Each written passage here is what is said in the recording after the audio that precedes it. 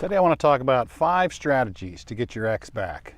Hey folks, I am Jim Miller, helping you find and keep the love of your life and write a better love story. Going to ask, if you're new to the channel, smash that subscribe button. It should be right over in this ballpark.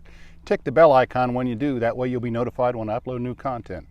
Also, I'd ask you to give me a thumbs up and leave a comment in the section down below if there's something you want me to talk about. Also check the description below. I got some free ebooks down there that I give away.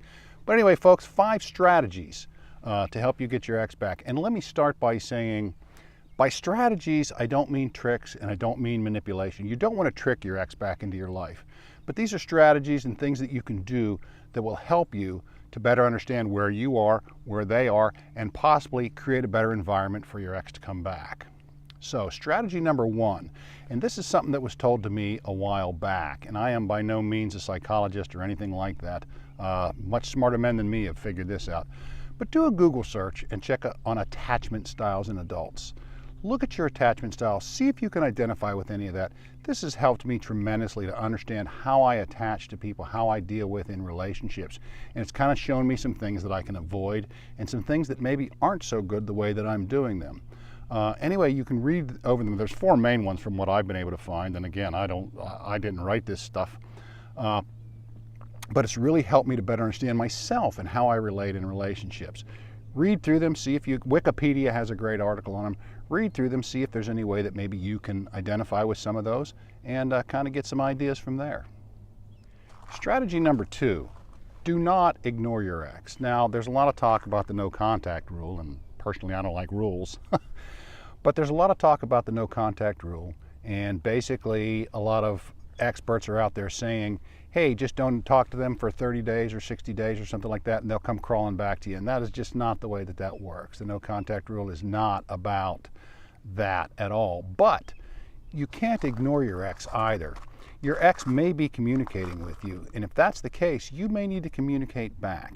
I'll give you a prime example. There was a fellow that I was working with who was in no contact. And about 2-3 weeks into it, somewhere along the line, his ex started texting him and started saying, hey, we need to talk. Maybe we need to, maybe we need to look at things again. And he contacted me and he's like, well, she contacted me. I don't want to contact her back because I'm in no contact with her. I'm like, no, you should contact her. I mean, she was trying to maybe rebuild things and he thought that because he was in no contact, he just should not respond at all. Now, there are some texts that you may get from your ex, just how are you, or thinking about you, or just something silly. They send you a picture or a meme or something like that, that maybe don't require a response. And all breakups are different, all people are different. You know your ex better than I do. I mean, I don't know your ex at all. So you might know what will work and what will not work with them. But do not ignore them. I mean, if they genuinely reach out to you, respond. You should respond. This is just something. So yeah, don't ignore your ex. Suggestion number 3, strategy number 3. Do not be friends with your ex if you're not genuine. If you cannot be an authentic friend to them, I mean really, and all that friendship entails, if you are friends with your ex as a way to try and win them back, as a way to try and turn the table somewhere down the road, it can happen, and I have seen it happen before, but it's generally not a good idea.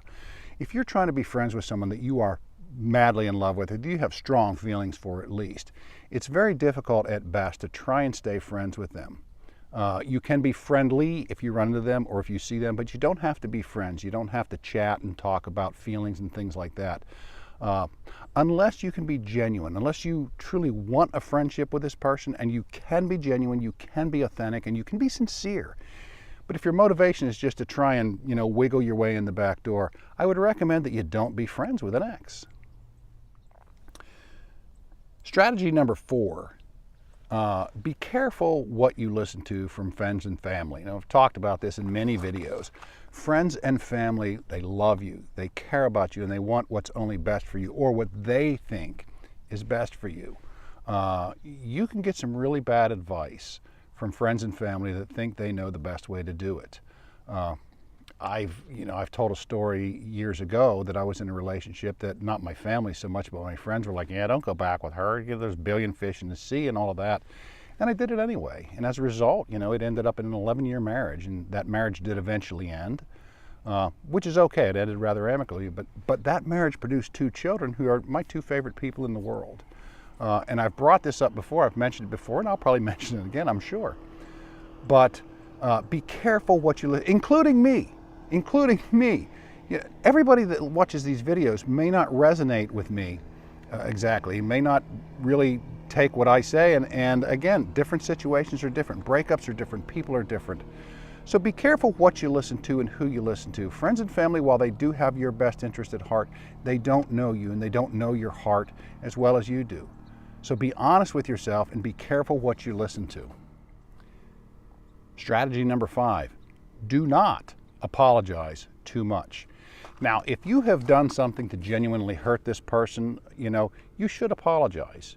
You should apologize. I mean, if you've really done something that hurt them, you hurt their feelings or something like that, it's right to apologize. But don't over apologize. And I'm going to, disclaimer here, I'm guilty. I've done this more times than I care to elaborate on right here. Do not over apologize. I know people, myself included, who take the blame for everything. You're desperate to get that ex back. You just want that ex back in your life.